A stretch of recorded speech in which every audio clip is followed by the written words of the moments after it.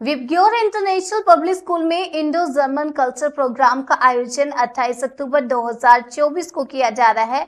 VIBGYOR international school के अध्यक्ष जनार्दन गुप्ता ने बताया कि इस प्रकार का आयोजन पूरे जिले में पहली बार किया जा रहा है।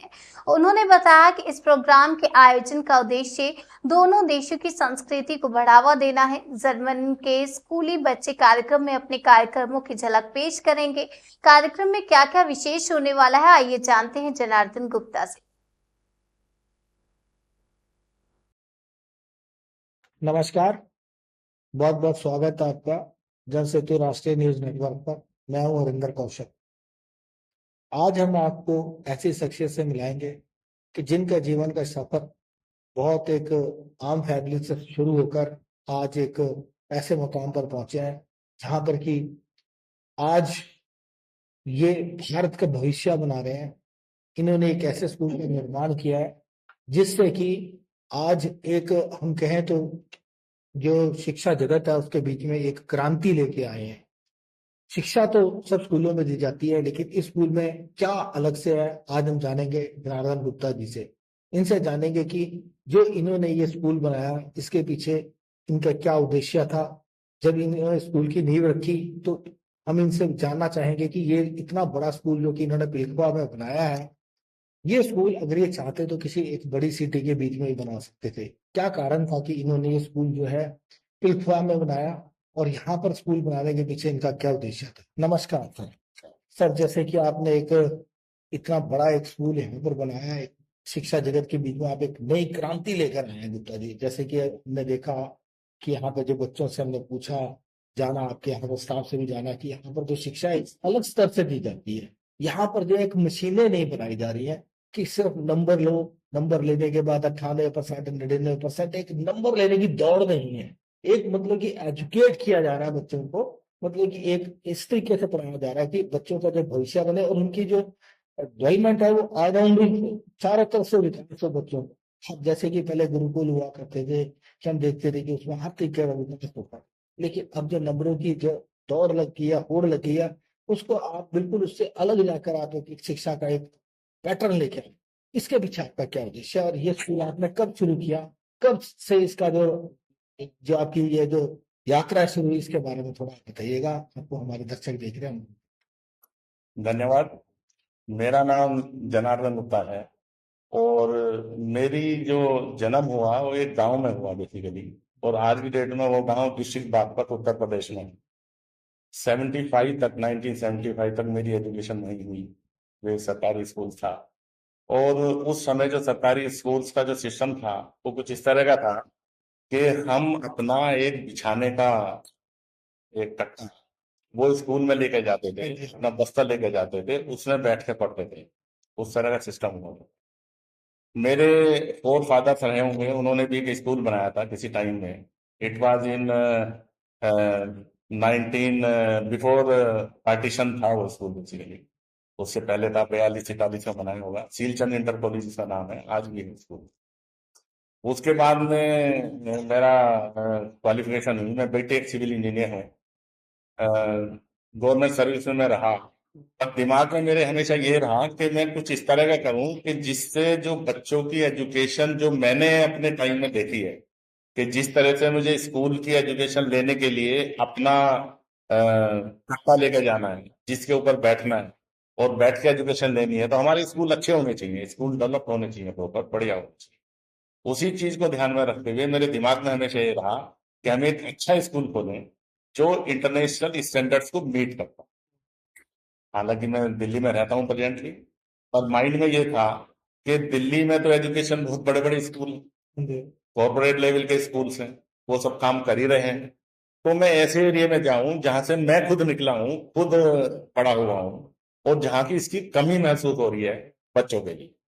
इसी चीज को ध्यान में रखते हुए हमने एक पिलखवा में एक स्कूल बनाया, और जो इसका प्राइम एम सिर्फ हमने ये रखा कि क्वालिटी एजुकेशन, होलिस्टिक एजुकेशन बच्चों को मिले और एक कम फीस पे मिले, कम खर्चे पे मिले। क्योंकि जो बड़े बड़े स्कूल्स हैं उनके एक्सपेंसिव बहुत ज्यादा हैं।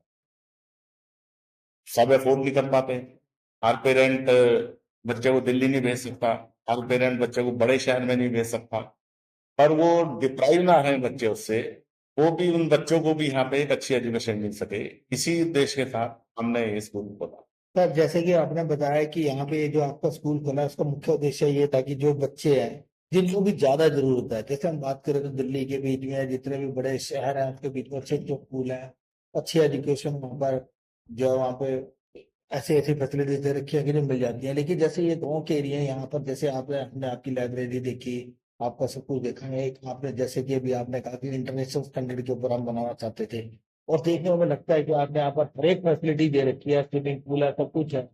तो सर, जैसे कि आपने ये स्कूल यहाँ पे बनाया, आपकी इसके पीछे जो सोच है वो इसलिए है ये रही कि यहाँ पर आप इन बच्चों को जो जन को ज्यादा जरूरत है ये देना चाहते थे कि जैसे अगर आप दिल्ली में अगर किसी बड़े स्कूल में कहीं खोलते तो आपको इनकम ज्यादा हो सकती थी, तो आपने इसी एरिया को। ये बड़ी अच्छी बात आपने पूछी है। हमारा उद्देश्य इनकम वाला था ही नहीं। अगर इनकम किससे खोलते तो बेसिकली जो स्कूल है, ये मैं सभी की स्कूल फैटर्निटी को भी ये बात कहना चाहता हूँ कि जो स्कूल है ये बेसिकली सोशियो कमर्शियल प्रोजेक्ट है। कमर्शियल तो थोड़ा इसलिए है कि चूंकि इसमें पैसा आपने इंडिविजुअली लगाना है, इसमें सरकार की कोई मदद नहीं, पर उसमें फीस इतनी नहीं होनी चाहिए कि जिससे बच्चे बर्दाश्त हों। हमारी जो नर्सरी की फीस है वो 1600 रुपए है, उसके अलावा उसमें और कुछ भी नहीं। एक मैं छोटा सा एग्जाम्पल आपको देता हूँ कि हमारे यहाँ मैंने देखा है ऐसे बच्चे भी हैं जो फर्स्ट जनरेशन लर्नर, उनकी जनरेशन में कोई भी स्कूल नहीं गया, ना उनके फादर गए ना उनके फोर फादर गए, वो बच्चा पहली बार स्कूल आया और वो बच्चा टॉप कर निकला। क्या कारण था? इसके पीछे कारण ये था कि उसके पीछे जिज्ञासा थी, उसके दिमाग में ये सोच थी कि चूंकि मैंने यहाँ कोई ना पढ़ा तो मैं पढ़ूं, मैं एक ज्यादा अच्छी एजुकेशन लूं, ज्यादा मैं तरक्की करूं। तो वो उसके माइंड में इस तरह की सोच रहे थे, जिसकी ये एक ह्यूमन टेंडेंसी है कि जिसके दिमाग में जिसके लिए या जिसके पास जिस चीज की कमी है वो उसको पाने की कोशिश करता है। और सर, उसमें काफी चांसेस भी देखे हैं ना कि जो घर में पढ़े लिखे नहीं थे, जो उसने जब फेस किया है वो चाहता था कि वो आगे ना पढ़े, ऐसा भी हो सकता है। तो हमारा स्कूल लास्ट 3 इयर्स लगातार डिस्ट्रिक्ट टॉपर रहे नागपुर पे, और हमारे बच्चे आईआईटी में सेलेक्ट होते हैं, एम्स में सेलेक्ट होते हैं, गांव के बच्चे। मैं खुद दिल्ली में रहता हूँ, मेरे 2 बच्चे, मैंने 10th में 12th में उनके साथ बहुत कोशिश की और वो 90% या 80%, 85% तक ही अगर रुक गए तो पर मार्क्स मिला। पर यहाँ के बच्चे 98, 99 इतने परसेंट, सीबीएसई का पेपर तो सबके लिए एक है, वो बच्चे ला गए और उन्होंने डिस्ट्रिक्ट टॉप किया है। उसके पीछे कारण सिर्फ एक है कि उनके जिज्ञासा है, उनके मन में काम करने की, उनके मन में पढ़ाई की जिज्ञासा है और वो चाहते हैं कि मैं कुछ पढ़ाई करूँ। अच्छा, हमने हमारा जो पैटर्न है यहाँ पे एजुकेशन का, वो हम ये मान के चलते हैं कि हम बिल्कुल रट्टाफिकेशन वाली पॉलिसी पे ना चलें। हमारा जो सिस्टम है वो लर्निंग बाय डूइंग, बच्चे सीखें तो काम करते करते सीखें। अगर प्रैक्टिकली किस चीज को सीखेंगे तो ज्यादा अच्छी तरह से सीखेंगे। जैसे हिंदुस्तान में तो पहले से ही एजुकेशन बहुत ज्यादा डेवलप थी, और हमारे यहाँ किसी टाइम में गुरुकुल हुआ करते थे। ये बात है सन 800 से पहली या बिफोर बीसी। तो उस टाइम जो गुरुकुल पद्धति से जैसे ही बच्चा गुरुकुल में गया तो वहां से एक इंसान बनकर निकलता, एजुकेटेड पर्सन बनकर निकलता था, ना कि एक क्लर्क बनकर सिर्फ किताबें पढ़ के। उसे हर चीज आती थी। बच्चे को अगर स्कूलिंग है, आप पढ़ा तो सकते हो, घर पे ट्यूशन पढ़ा सकते हो, ऑनलाइन पढ़ा सकते हो, वैसे ही पढ़ा सकते हो, पर वो किताब ही पढ़ेगा बस, उसकी सामाजिक डेवलपमेंट नहीं होगी। तो पूरी एजुकेशन है क्या? अगर आप होलिस्टिक एजुकेशन या क्वालिटी एजुकेशन की बात करते हैं तो उस एजुकेशन के अंदर बच्चे की फिजिकल डेवलपमेंट भी होनी चाहिए, ताकि बच्चे को गेम्स मिले, बच्चा आपस में इंटरेक्ट कर सके। इंटरेक्ट करेगा तो लिंग्विस्टिक डेवलपमेंट होगी उसकी। हमारे यहाँ प्रोग्राम्स डिफरेंट डिफरेंट होते हैं, जैसे हम एनुअल फंक्शन करते हैं, उसमें बच्चा अगर स्टेज पे जाएगा तो इतने सामने लोगों के साथ खड़ा होकर उसमें ये हिम्मत आएगी और वो बोल सकेगा, वो आगे अपनी बात को कह पाएगा। जहां भी जाएगा, किसी भी सोसाइटी में जाएगा तो अपनी बात को कह पाएगा। उसके लिए ये बड़ा जरूरी है फंक्शन मेंटेन करना, इस तरह का काम करना। उसके साथ साथ बच्चे की सोशलाइजेशन भी होनी चाहिए, बच्चे के अंदर इमोशंस भी होने चाहिए, ताकि बच्चा इमोशनली कनेक्ट कर सके। अपनी फैमिली में अपनी मदर फादर की इज्जत कर सके। अगर उसमें इमोशंस नहीं होंगे तो इज्जत भी करेगा। आजकल हम क्या देख रहे हैं कि एक दो बच्चे हैं, बहुत ज्यादा उनको चलो पढ़ा दिया, वो सब IITN बन गए, और वो पढ़े हैं मैकाले पद्धति से, वो सिर्फ एग्जाम देने सिस्टम से पढ़े हैं, वो नंबर लाए हैं, बड़ी बड़ी कंपनीज में जॉब मिल गई, बाहर सेटल हो गए, बट माँ बाप यहाँ रह गए। अब वो माँ बाप की पता भी नहीं चला, 4 दिन बाद पता चला कि उनकी डेथ हो, बिल्कुल ठीक है। और वो उनके यहाँ आ नहीं पाए उनकी क्रिया में। सिर्फ क्यों? क्योंकि उनके इमोशंस तो उनके साथ है ही नहीं। वो कहते हैं कि मेरा काम, करोड़ों की सैलरी है, और उनके अंदर बिल्कुल भी इमोशंस नहीं है, ना अपनी फैमिली के लिए, ना अपनी सोसाइटी के लिए, ना अपने कल्चर के लिए। तो हमारा प्राइम उद्देश्य यही है कि हम एक ऐसा स्कूल बनाएं जो अपने कल्चर के साथ चलता हो, जिसके अंदर इमोशंस हो, जो अपनी सोसाइटी को साथ चलता हो, जो सबको साथ लेके चलता हो। और पैसा कमाना तो जरूरी है, क्योंकि अगर वो अपने रोजी रोटी के लिए काम नहीं करेगा तो कैसे करेगा वो। तो ये हमारा उद्देश्य है, हम इसी तरह की एजुकेशन को लेकर। सर, आपको नहीं लगता कि जैसे कि अभी आजकल जो हमारे देश के बीच में एजुकेशन सिस्टम चल रहा है, जिसके बीच में कि ये जो एकेडमिक कल्चर बहुत आता जा रहा है, आप देख रहे हैं कि जगह जगह पर एकेडमी खुल रही हैं, और बच्चों को जो है एक यही शिक्षा दी जाती है कि 99% नंबर आने चाहिए, यहाँ तक कि 100% तक की तो जो एक होड़ लगी हुई है। और जो जैसे भी आपने कहा कि बच्चों को आज हम संस्कार नहीं सिखा पा रहे हैं, कारण ये है कि बच्चे जो है इनके ऊपर पढ़ाई का इतना जबरदस्त बोझ डाल दिया गया है पेरेंट्स के द्वारा ही, कि वो पढ़ता ही जाता है, पढ़ता ही रहता है, उसको कुछ और हाइट ही बाहर जाता नहीं है। जैसे हम पहले देखते थे कि गांव में बच्चे बाहर खेलने के लिए जाते थे, आउटडोर एक्टिविटीज बहुत ज्यादा करते थे, लेकिन अब वो खत्म हो गया। तो हमेशा देखते थे मोबाइल में लगे हुए, और जिसकी वजह से जो आप हेल्थ भी, जैसे भी आपने कहा कि उसके ऊपर भी बहुत ज्यादा फर्क पड़ रहा है। बच्चों की आंखें खराब हो रही है, छोटे छोटे बच्चों के चश्मे लगे हुए हैं। स्कूलों में हम जाते हैं, हम दिल्ली में कई स्कूलों को कवर करके हमने देखा कि लगता ही नहीं है कि 10 में से 9 बच्चे जो अनफिट दिखते हैं।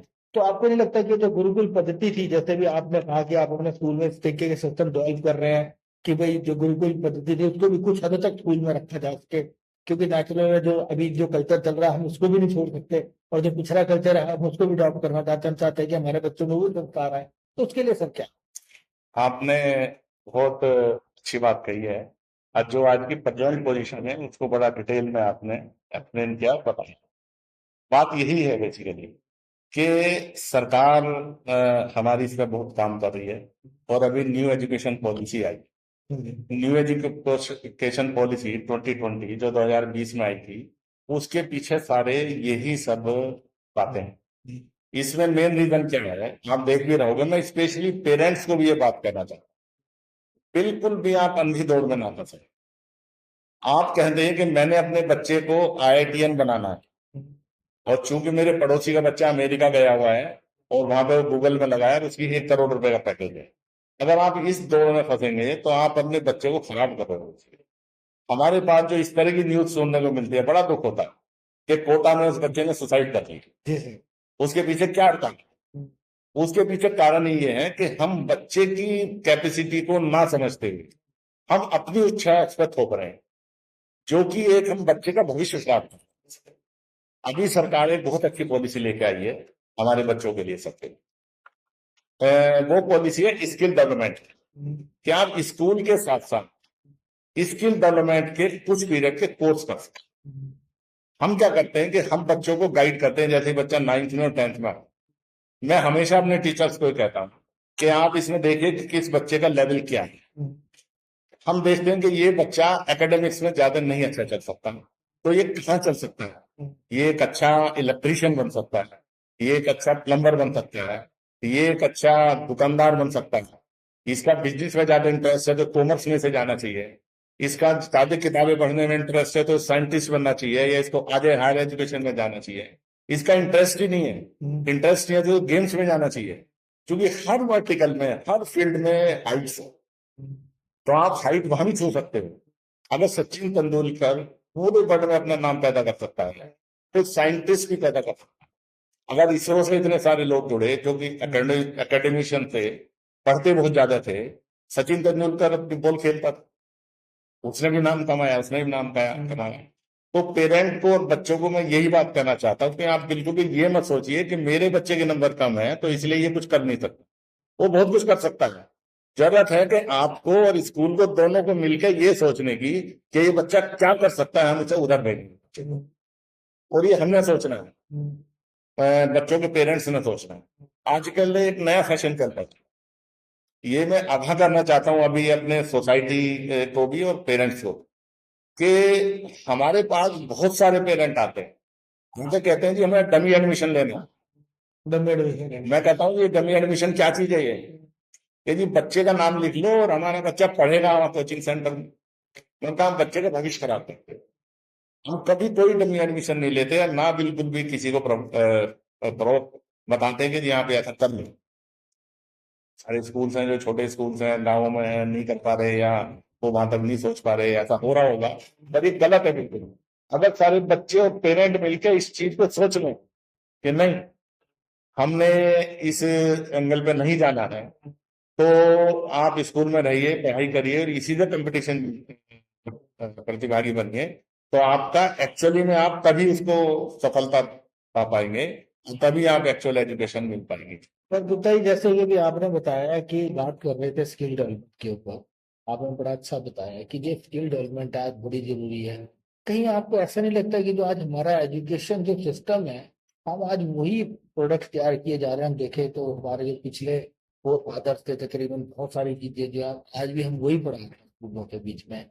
जैसे कि अगर इंडस्ट्री है, आज उसको एक नई स्किल्ड लोगों की जरूरत है।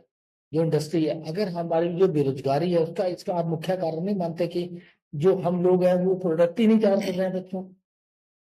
बिल्कुल ठीक कहा आपने, हमारी सरकार इसी तरह सोच रही है और सीबीएसई ने 650 स्किल कोर्सेज की लिस्ट दी है जी। और उनको इंडस्ट्री के साथ टाई अप किया है।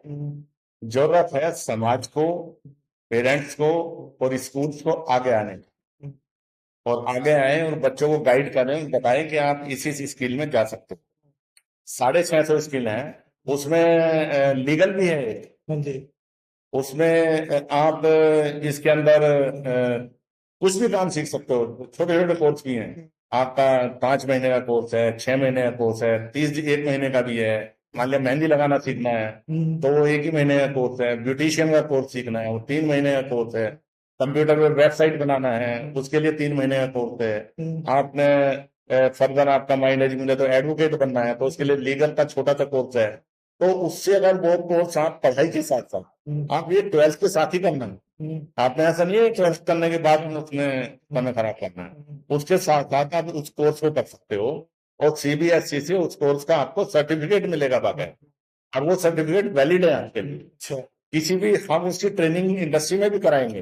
गवर्नमेंट ने ये भी किया है सिस्टम कि आप इंडस्ट्री के साथ अटैच हो सकते हो, उस इंडस्ट्री में उन बच्चों की ट्रेनिंग करा सकते हो, उसकी फीस भी सरकार देती है, उसकी फीस भी आपने नहीं देनी। स्किल डेवलपमेंट के जितने भी कोर्सेज हैं उसकी फीस सरकार देती है, आपने नहीं देनी, बशर्ते कि हम ये जाने कि गवर्नमेंट की क्या क्या फैसिलिटीज हैं, आप उसमें वर्क करें। विब्ग्योर इंटरनेशनल स्कूल इस विषय पर काम करें, हम इस चीज पे आगे बढ़ रहे हैं।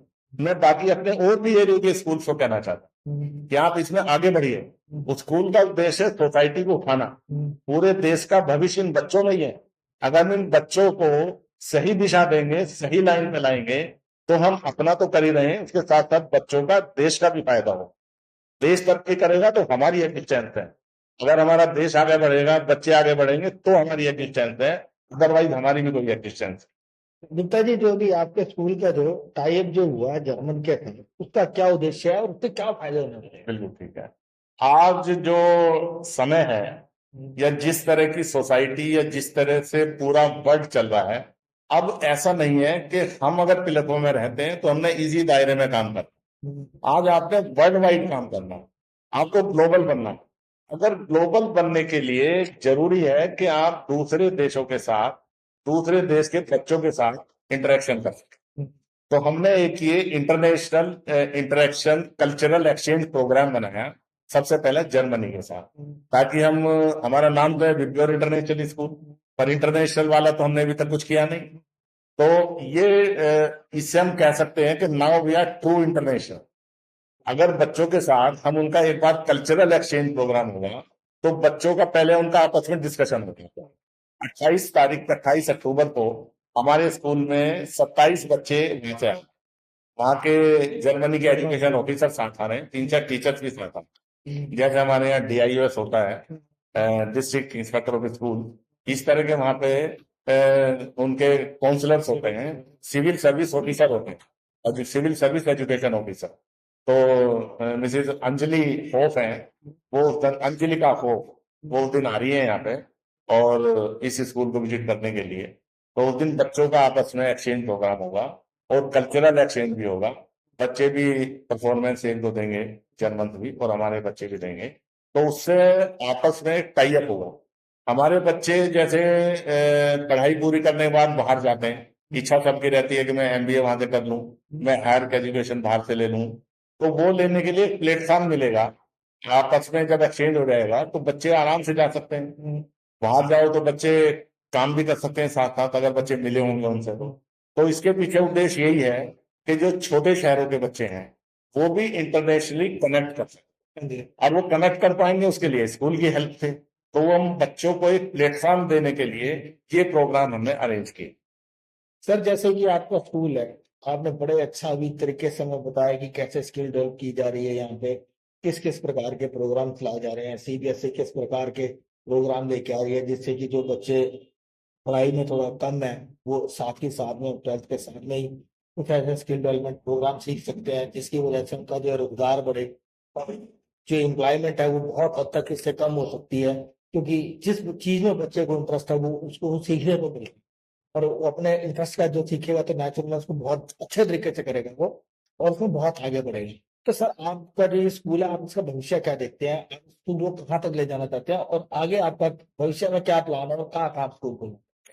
मैं स्कूल तो मैं सिर्फ यही चाहता हूँ कि हमारे जितने भी बच्चे हैं ये सभी सरकार से नौकरी मांगने की लाइन में ना पड़े, स्कूल से पढ़े और पढ़कर सर्टिफिकेट लिया और गवर्नमेंट के यहाँ लाइन में लग गई जो मुझे रोजगार दे। ऐसे बच्चे डेवलप हों कि अपना रोजगार स्वयं डेवलप कर सके, इवन आसपास के दूसरे लोगों को भी रोजगार देने की हिम्मत कर सके। यही मेरा विजन है और यही मैं करना चाहता हूँ। सर, आपने टाइम निकाला, उनका बहुत बहुत धन्यवाद। अभी हमें गुप्ता जी ने बताया कि जो इनका मेन उद्देश्य है जो जीवन का वो क्या है। ये चाहते हैं कि इनके स्कूल में इस प्रकार की एजुकेशन दी जाए कि बच्चे नौकरी की लाइनों में ना लगे, नौकरी देने वाले बने, नौकरी लेने वाले ना बने। इसी उद्देश्य के साथ इन्होंने इस स्कूल को जो है आगे बढ़ा रहे हैं, और जो इनका विजन है कि स्कूल को वाकई में इंटरनेशनल बनाना, और कई देशों के साथ आगे इनका टाई अप होने जा रहा है। अभी जैसे कि हमने बताया कि जर्मन से यहाँ पे बच्चे आ रहे हैं, और जो स्कूल का एक एनुअल प्रोग्राम है उसके बीच में बच्चे जो है एक दूसरे के साथ बात करेंगे। जब जर्मन के बच्चे यहाँ आएंगे और यहाँ के जो स्कूल के बच्चे हैं उनके साथ मिलेंगे, उनसे बातचीत करेंगे, तो उनका जो है मोरल बहुत ऊपर जाएगा, और वो भी वही बनना चाहेंगे जिस प्रकार की जर्मन के बच्चे हैं, और जर्मन के बच्चे भी देखेंगे कि इस स्कूल के बीच में किस प्रकार की एजुकेशन दी जा रही है, और जो भारतीय एजुकेशन सिस्टम क्या है। इससे दोनों देशों के बीच में जो है एजुकेशन सिस्टम को जो है बढ़ावा मिलेगा। अब हम बात करेंगे नीतीश गुप्ता जी से, जो इस स्कूल के डायरेक्टर है। इनसे हम जानेंगे कि जो जर्मन के साथ टाई अप हुआ है उसके बीच में यहाँ पे बच्चे आने वाले हैं उनके लिए जो क्या व्यवस्थाएं की गई हैं, किस प्रकार उनका यहाँ रहने का व्यवस्था है, और वो यहाँ पर आएंगे तो उनके लिए जो प्रोग्राम जो एनुअल फंक्शन है स्कूल का उसके बीच में जो क्या क्या उनके लिए प्रोग्राम जो है यहाँ पर रखे गए हैं, और किस प्रकार के से यहाँ पर ये प्रोग्राम एनुअल फंक्शन होने वाला है। नमस्कार सर। सर, ये किस प्रकार आप इस प्रोग्राम को ऑर्गेनाइज कर रहे हैं, और जो बच्चे आ रहे हैं जर्मन के, थोड़ा हमारे दर्शक जानना चाहते हैं कि आप उनको कहाँ पे रखेंगे, कैसे उनके लिए क्या व्यवस्था है, और यहाँ पर उनके आने से क्या क्या जो जो आपके स्कूल के बच्चे उनको ला। नमस्कार सभी को। मैं आपको अपने इस प्रोग्राम के बारे में कुछ अहम बातें बताना चाहता हूँ।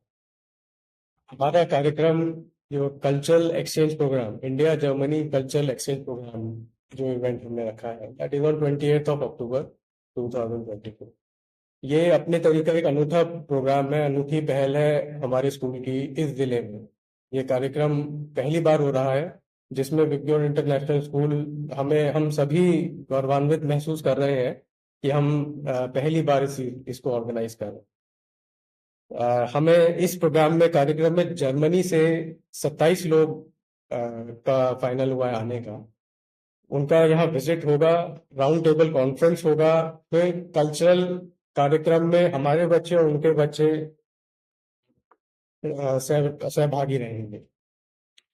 खास बात इस प्रोग्राम की ये है, क्लफा जैसे शहर में जहां हम शहर एक महत्वाकांक्षा रहती है एक आम नागरिक की कि मुझे दिल्ली जाना है, दिल्ली जाके बच्चे को पढ़ाना है, मुझे नौकरी करनी है, बड़े शहर में जाकर के नौकरी करनी है।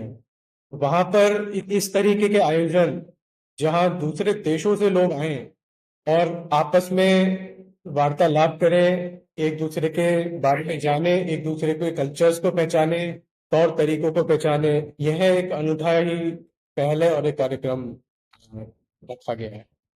मैं आपको एक खास बात और बताना चाहूंगा इस कार्यक्रम के बारे में। The people from Germany for half a day, but the kind of enthusiasm that our children and our teachers are showing for the preparation of this program, as well as its execution, that energy level you have to see. The way the children are preparing, the way children are conceptualizing the program, well, you have to see their energy level. This is क्या कह रहा है कि बच्चों में बहुत ज्यादा उत्साह है, बहुत ज्यादा बच्चे के जर्मन के बच्चे यहाँ आ रहे हैं जी। तो क्या एक नया प्रोग्राम रहने वाला है उनके जीवन के बीच में, मतलब कि एक बहुत बड़ी एक इवेंट है, बहुत बड़ी वो बहुत बड़ी बात जी। और मैं ऐसी आशा कर रहा हूँ कि वहां से जो टीम आ रही है, वहां के जो बच्चे हैं, वो भी इतने ही उत्साहित होंगे और इतना ही खुशी महसूस करेंगे यहाँ पर। जैसे कि भी आपका जर्मन से टाई अप हुआ है, यहाँ पर बच्चे आ रहे हैं, बच्चों से जो है जैसे कि भी हमें नीतीश सर ने बताया कि बच्चों में बहुत ज्यादा, तो आप इसको किस प्रकार देख रहे हैं कि जो बच्चे आ रहे हैं, कि यहाँ के जो बच्चों के साथ जब मिक्सअप होंगे, आपस के बीच में इंटरेक्शन होगी, एक दूसरे से बात करेंगे, तो इससे क्या लाभ मिलेगा? जी नमस्कार। Actually, this cultural exchange program between India and Germany is happening for the first time in this area. And Vibgyor International School and the entire Vibgyor family is very elated and proud that we are taking this initiative of providing a pulpit, a platform to our foreign delegates. They would be coming here on 28 and they would be first of all interacting with our students, and they have created an ambience of rather the structure of interaction that is going to take place on different social issues, history, bilateral ties that India and Germany share at this point in time, how we stand together in the modern world, which is globalizing faster than ever before. And besides that, they would be just beholding our cultural show that our children are going to present on the stage. They would be presenting different cultural items representing our diverse culture, different states. आपको लगता है कि जो ये आप culture programme कर रहे हैं, इससे जो यहाँ के बच्चे हैं, हमारे यहाँ के बच्चे हैं, दोनों देशों के जो कल्चर है उसके बारे में इनको ज्ञान मिलेगा? Of course, because children today are the leaders of tomorrow. So what they think today, how they synchronize diverse thought today, the world would see it tomorrow.